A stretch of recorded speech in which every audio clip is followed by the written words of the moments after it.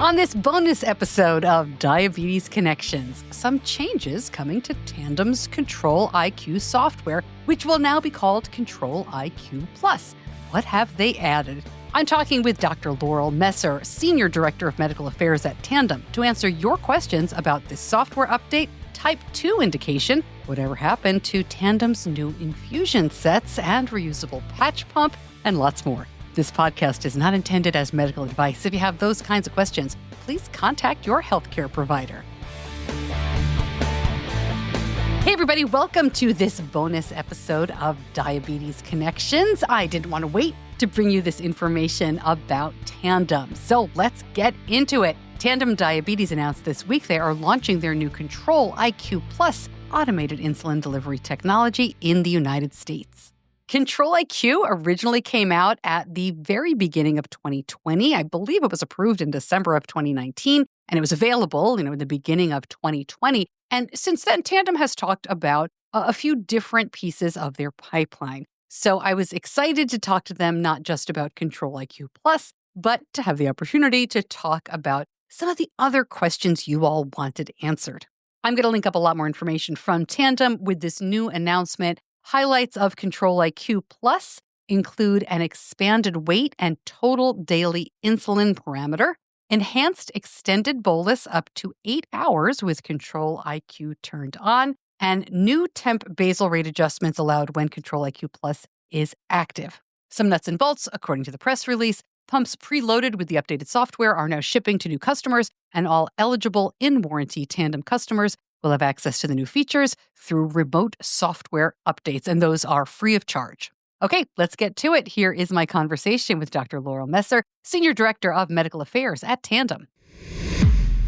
Dr. Laurel Messer, welcome to Diabetes Connections. Thanks so much for being here. Very excited to get this update. Thanks for spending some time with us. Oh, absolutely, Stacey. This is such an honor. I'm excited to talk with you today. All right, so I see it says Control IQ Plus now. We're going to go into lots of detail here, but just give me an overview if you wouldn't mind. Yes. So think of this as it's sort of the relaunch of what Control IQ technology has done with some additional expanded features. And some of those features are because we've heard from users that they want these, and others are very much to expand access to our technology. So some of the highlights of Control IQ Plus include, first of all, an expanded total daily insulin amount and age range. So we are now on label for people as young as age 2 years old and up to be able to use Control IQ Plus with type 1 diabetes. And we actually just got some news on February 26th that the FDA has also cleared Control IQ Plus for adults living with type 2 diabetes, ages 18 plus. So that's a really exciting expansion of who can use Control IQ Plus. So what has changed in the device itself is that you can now enter an expanded weight range, so down to 20 pounds up to 440. This is a huge difference compared to previously it was only 55 pounds to 308. And then our expanded total daily insulin entry is now down to 5 units a day, all the way up to 200 units a day. Whereas previously you could only enter between 10 units a day and 100. So that right there is all about kind of expanding who can use and benefit from Control IQ Plus. When you hear 20 pounds, yeah, it's so hard to imagine, but my son was diagnosed at 23 months and he weighed 27 pounds. That just popped into my head. He lost 3 pounds. He had weighed 30 pounds. Exactly. Yeah. So, well, it is exciting. I've spent 20 years in pediatric diabetes, and especially when you're diagnosed very young, having an AID system can be life-changing. Parents can sleep, and the glucose levels are automatically cared for by the AID system. So Control IQ Plus is really advantageous in these young children down to age 2.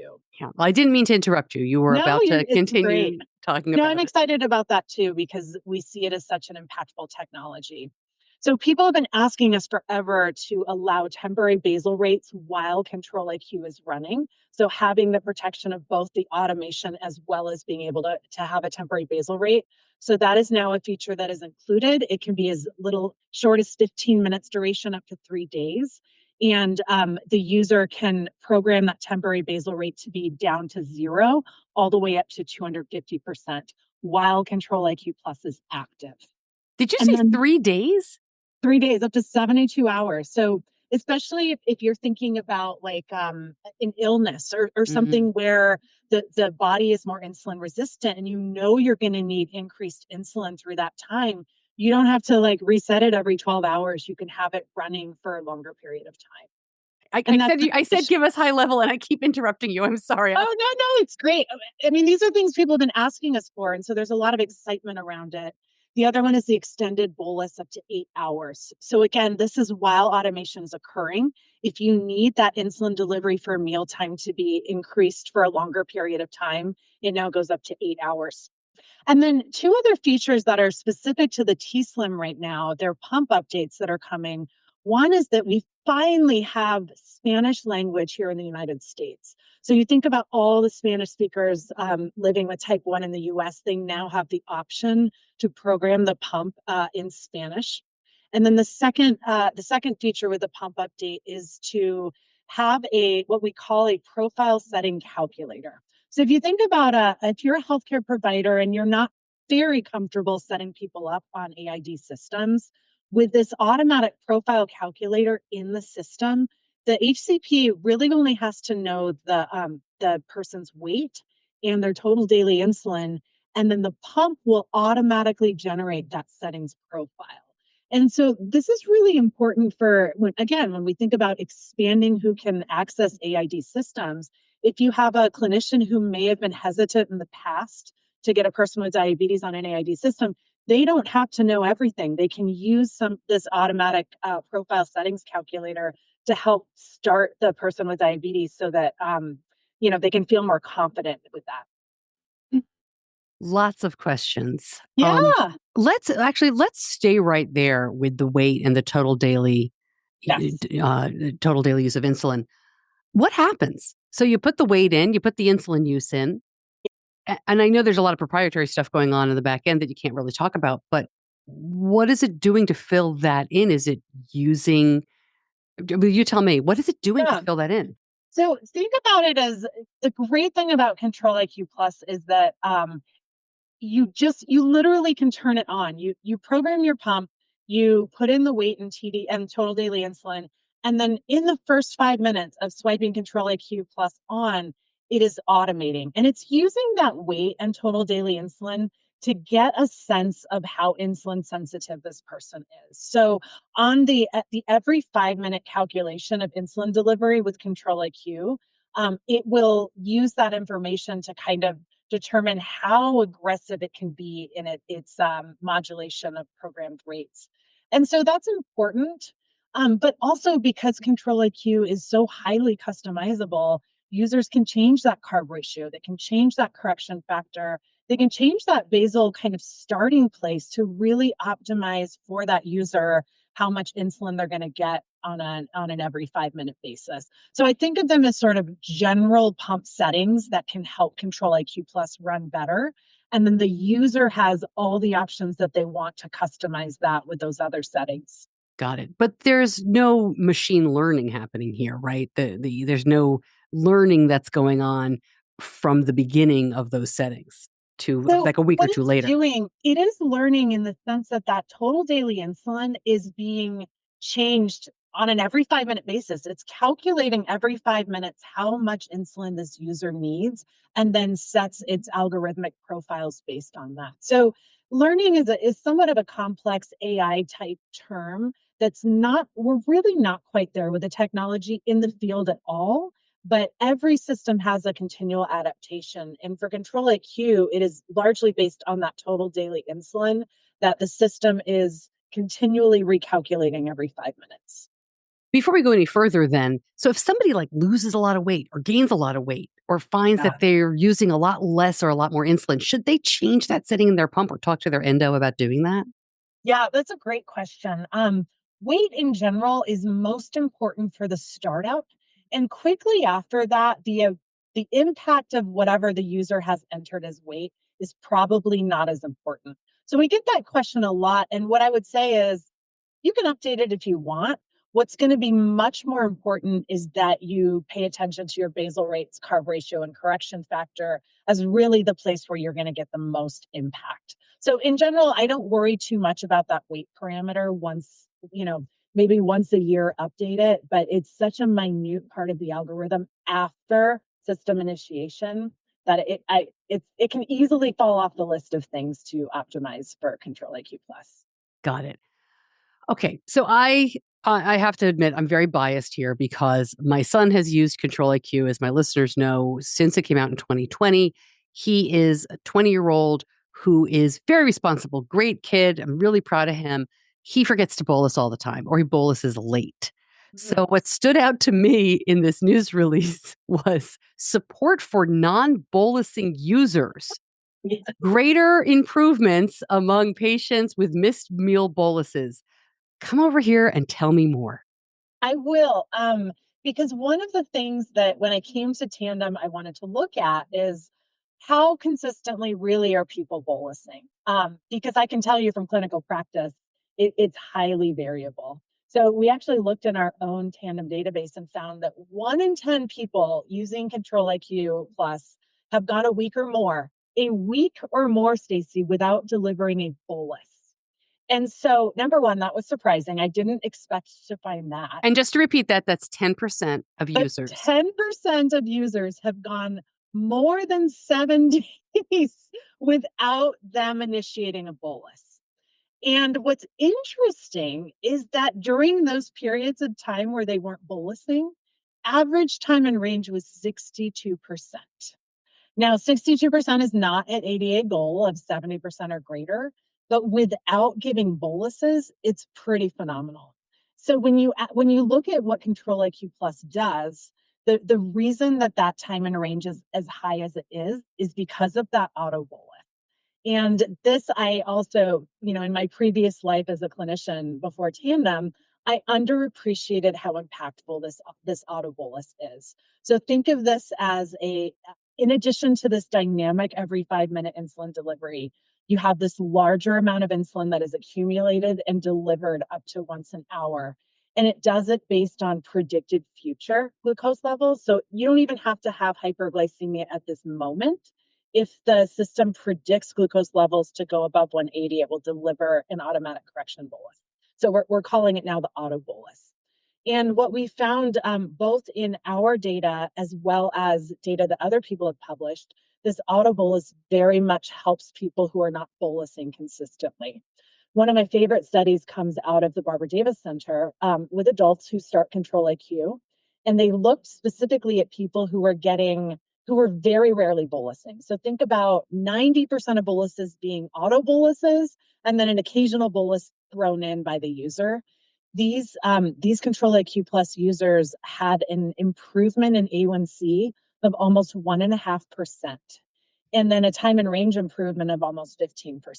So you think about these individuals who came from other systems or came from injections, probably didn't change their behavior very much. They weren't bolusing before, they're not bolusing now, and they're getting an enormous improvement in their time in range, which ultimately translates to reduction in complications and some of the other health benefits to having tighter glycemic control.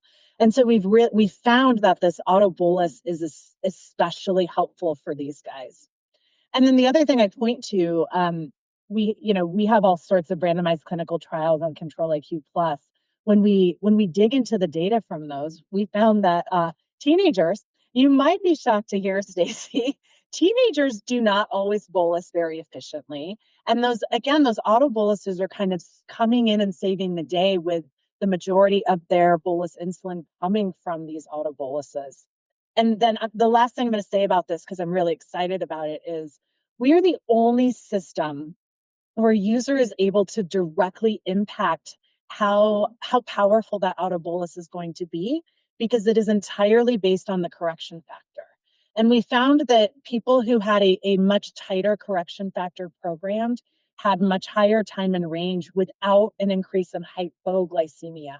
And so especially for people who are not bolusing consistently, having a very tight correction factor is a way to make sure that Autobolus is being able to take care of hyperglycemia. Yeah, and we I was going to say something I shouldn't say. We use the crap out of that Yeah. correction factor. And you should, right? Because it's not the goal to make people bolus more. And in fact, when people ask me, how do I get them to bolus more? I'm like, you don't.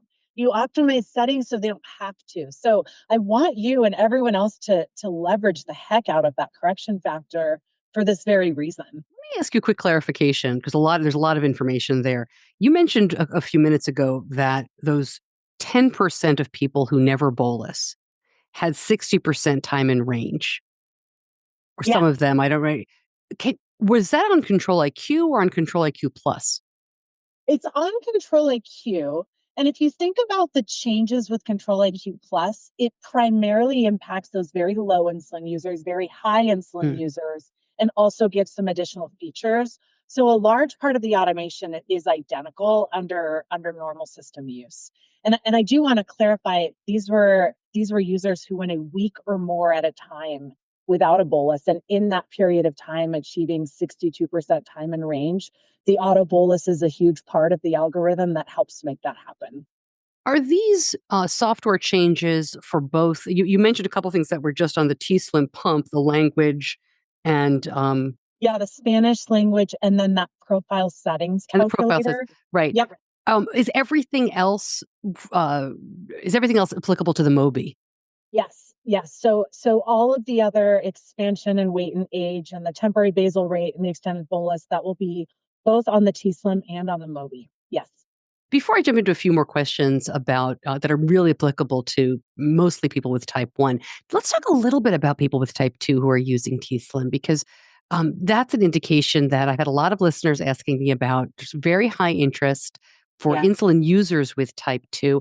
Can you tell me a little bit about what you're learning and what the folks with type 2 could expect? Yeah, well, I can't. Yes and no. First of all, I am going to go off script here a little bit to say I think we're learning in medicine. I'm not talking about in diabetes technology. We're learning in medicine that when you have insulin dependent diabetes, I think a lot of learnings from if you're diagnosed with type 1 or diagnosed with type 2, I think the medical community is learning there's a lot of crossover and applicability to lessons learned. Now, as I mentioned before, we just got our clearance on February 26th for adults ages 18 and up with type 2 diabetes. And that's really exciting to us because there are a lot of people who have type 2 who are dependent on insulin. The findings and learnings of our pivotal trial are going to be presented for the first time on March 19th at the ATTD conference, which is the diabetes conference. It's the Advanced Technologies and Treatment for Diabetes. It will be in Amsterdam, Netherlands this year. And so we will be presenting the data for the first time on that and more widely after that. One of the key learnings that we will be presenting about is exactly what you're talking about, those bolusing strategies that people with type 2 use during the trial. And there's other behavioral learnings that will be presented as well. So stay tuned. There's going to be a lot more information in the next few weeks about. I know I'm bouncing all over the place, but there's a lot of information here, and I have a lot of listener questions I want to see if I can ask you as well. But we mentioned the Mobi. And there's a lot of excitement when this came out. It's so much fun to see people wearing it, have something new. Are all of the findings and things that we're talking about applicable to both pieces of hardware? Absolutely. I think the hardware question about T-Slim or Tandem Mobi really has to do with what the user feels more comfortable with. And that's the beauty of having two different pump hardware. So the algorithm will work exactly the same. Doesn't matter what the pump looks like because the algorithm will be the same. But what I am excited about is now that we have an indication for ages 2 plus, and you can use as little as 5 units of insulin per day, if you pair that with the hardware of a Tandem Mobi, you're now looking at a very small system that a very young child, ages 2 or up, can wear fairly easily. And the Tandem Mobi is also completely cell phone controlled. And so this is a very easy use case where a parent is able to control the pump from the cell phone. The child does not have to carry around a large piece of hardware. And so it also has the option to be worn on body on the sleeve or tucked into, a spy belt or however 2-year-olds wear insulin pumps. It's a lot of different ways. But because we also have this very small minimum fill with the Tandem Mobi, it's 30 units. So you think about Stacey, if you're doing math in your head and you have a young child who's using 8 units of insulin a day, you don't want a pump that you have to fill with 80, 90 units of insulin because that's going to go to waste. So I think about like pairing that hardware choice with what Control IQ Plus can offer for different populations is really powerful to really meet needs of people who are going to benefit from having Control IQ Plus. One of the questions I've heard a lot from listeners, and I have as well, is about the target. Is that changing for Control IQ Plus? It's yeah, it's not changing, and it's a good question. So, the the treatment range of Control IQ Plus, of course, is 112.5 up to 160, and the correction target is down to 110. Now, we have done extensive research on what would happen if you lower a target, and what we found is you get a few percentage points different in improvement in time and range. But if you do what we would call recommended settings, if you looked at it, increasing that correction factor to be much stronger, there is an enormous improvement in time and range. So if you look at people out in the real world who have a wide variety of correction factor settings, you actually see a 15% difference in time and range from those with the weakest correction factor to those with the strongest correction factor. So I do get asked about target, but what I actually respond with is you don't need a lower target with Control IQ. You need to know what lever to pull to get better time and range or lower mean glucose. Because the other thing worth noting is all the systems that have different target levels, that's not the mean glucose achieved. It just happens to sort of be the lever that works for that system. So I want to reorient that conversation for Control IQ Plus to say, it's not the target as your lever to pull, it's that correction factor. And a real easy starting place for people if they like to do this themselves is using guidelines around take 1700 and divide it by total daily insulin. That gets you a really easy starting correction factor dose, and then make it stronger from there. So I will go back to we don't have a lower target or different target options because we don't need it. Correction factor is that lever that I want people to remember with Control IQ Plus. What about sleep mode? Any Yeah. changes for that? We have lots of people who I know, and you can't comment on this probably, but we also have people who like run it in sleep mode all the time, people who won't touch sleep mode. Anything new or different with that? So what we're learning is number one, everyone benefits from sleep activity when it's programmed overnight. Sleep activity was designed to work best in fasting states because it's like I think of it as being super aggressive every 5 minutes to keep glucose levels in a very tight range of 112.5 to 120. But you are hitting on something that we're also learning from our data, which is that if a user is willing to be pretty consistent with their carbohydrate bolusing, sleep activity program 24 hours a day works incredibly well. So we see high time and range and high time and tight range for users who are using sleep activity all the time. They are also, though, bolusing an average of 5 times a day. So if I have someone now, I'm putting on my clinician hat, if I see a user who is pretty consistent about giving their carbohydrate boluses, I might suggest that sleep activity all the time is a strategy they could use. But if a person is having more difficulty with sporadic bolusing, that's where you let the Autobolus work because the benefit of sleep activity is tight range, but you are not getting an Autobolus. So for those guys who are not bolusing, let the Autobolus work. But if people are able to give carbohydrate boluses consistently, throw sleep activity on 24/7 and see what happens. They might see improvement in their time and range. I'm going to give some anecdotal evidence, and I'm not giving advice. I'm just telling you about a conversation that I had with a friend recently whose child is getting much more independent and is a teenager. And she Yeah. said, I'm so frustrated. We love the Mobi, but they were running him in sleep mode all the time. Ah, And it was yeah. great. And she's like, I don't understand. And I said, he's probably eating pizza at 11 o'clock at night or Chinese food at midnight when you're asleep. I said, take sleep mode off and see what happens. Because for teenagers, I mean, we need an adolescent setting that has much more aggressive correction boluses I because love when they that. go nocturnal and they're in the fridge at, in the middle of the night. But Yeah. it's really interesting. And, let me ask you this, Laurel. There's so much information here. And I do get a little frustrated with every pump system because there's just not enough education, right? We go to the endo, we get a 2-hour pump class if we're really lucky. They send us home, we forget everything. Then we ask on Facebook and we sometimes get good information and sometimes not. Where Yeah, would that's you like highly people? varied. Okay, where would you like people who are using Tandem systems to go? Where, if they don't have, they can't go to their endo all the time. I know there's really good information from Tandem itself. I don't want to put words in your mouth. I've looked at the YouTube videos. I've seen stuff like that. Should they call their reps? Should they go to YouTube? Any advice? Yeah. So I think I think that's a great question. If they want to hear from a person at Tandem for their specific circumstances, I would absolutely call Tandem. And I would not be shy about that because it's not just technical support. We have educators, we have clinicians on staff, and their entire job is to try to help people who are using our product. So I would absolutely point them to calling and talking to a human at Tandem. We half of us live with diabetes, the other half of us are incredibly passionate about it. So we want to be able to support users however we can. A couple of other questions for Tandem that are not Control IQ Plus related. So you tell me what you can and can't answer. But my Yeah. number one question is always infusion sets.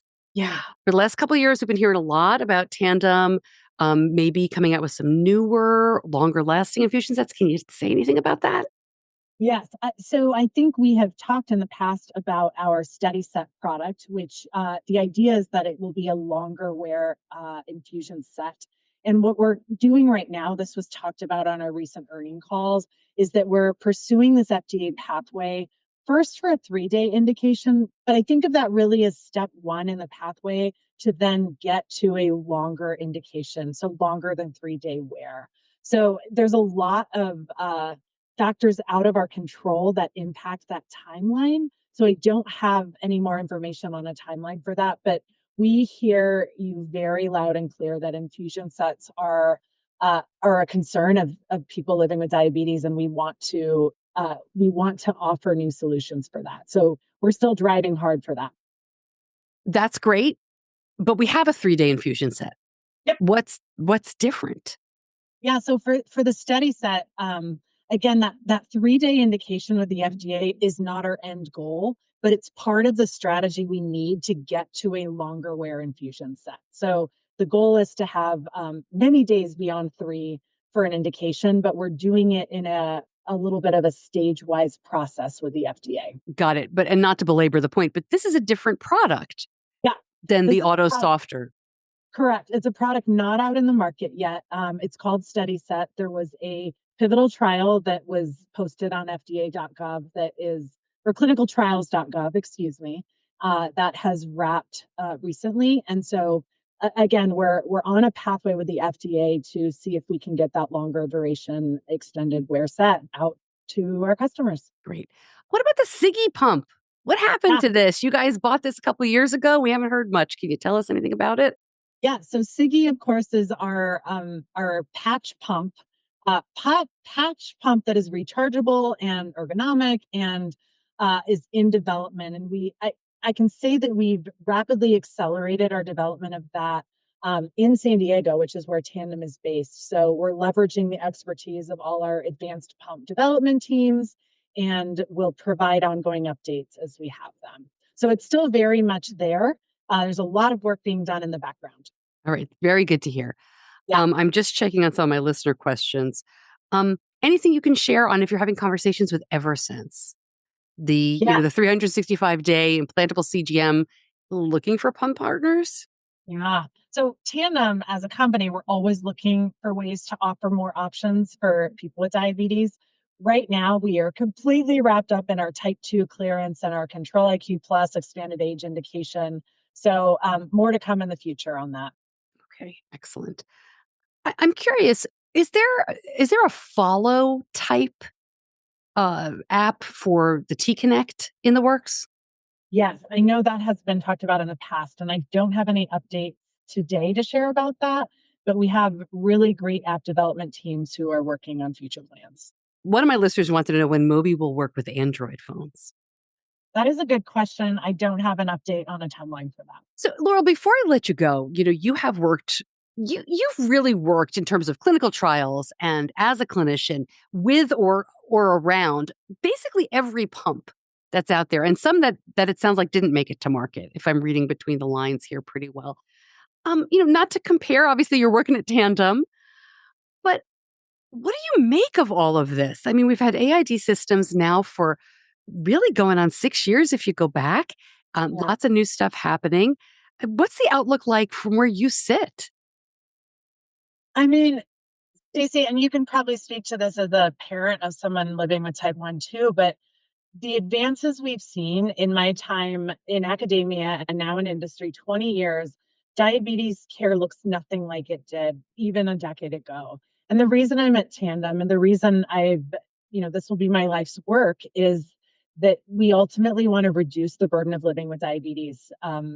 And so I think there's just endless possibilities. What I see in the next 10 years should rival what we've seen in the past 10 years, where we are going to find new strategies to reduce burden even further while maximizing glycemia and target to reduce complications later. So, what I make of this is there is still so much to do.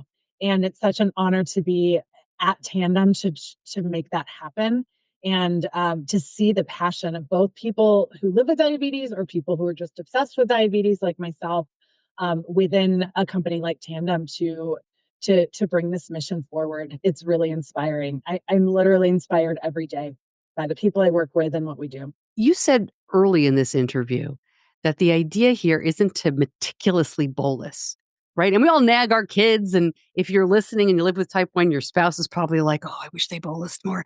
But to hear somebody in your position say that, where the idea here is to lessen the tasks, right? To get rid of that whole list of things gets me really excited. So I'm going to ask you, because I know you have to be careful about what you say, maybe take off the Tandem hat for a second. Do you think we'll have an insulin pump in the next, I'll give you a big berth here, 10, 15 years, where people really don't need to bolus at all? I don't mean announcing meals versus carb counting.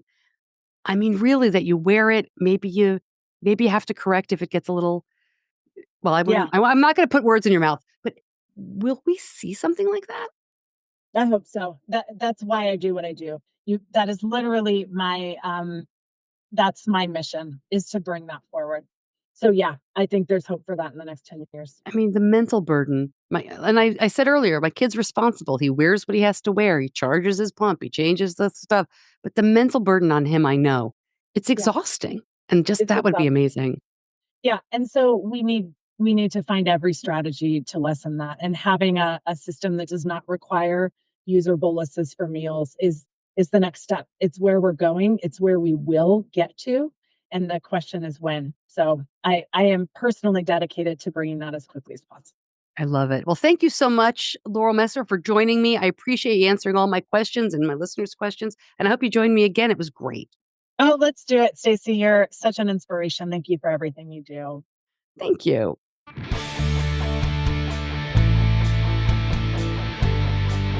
As usual, more information in the show notes. Go to diabetes-connections.com, click on this episode's homepage, or you can look wherever you're listening and, whatever podcast app, you should be able to get to the show notes. And we will have links with more information about Control IQ Plus. I tried to get to as many questions as I could that you had sent me, and you always have so many questions, of course, for these companies. And I'm going to follow up to a few that we just couldn't get to.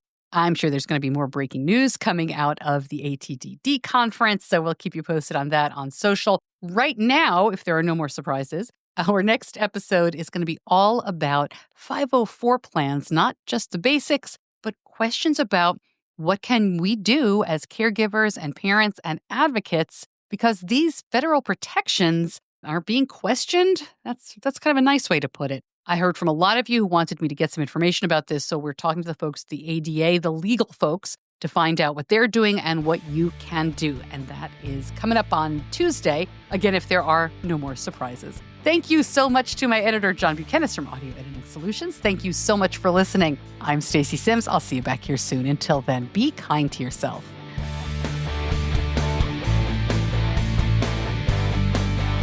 Diabetes Connections is a production of Stacey Sims Media. All rights reserved, all wrongs avenged.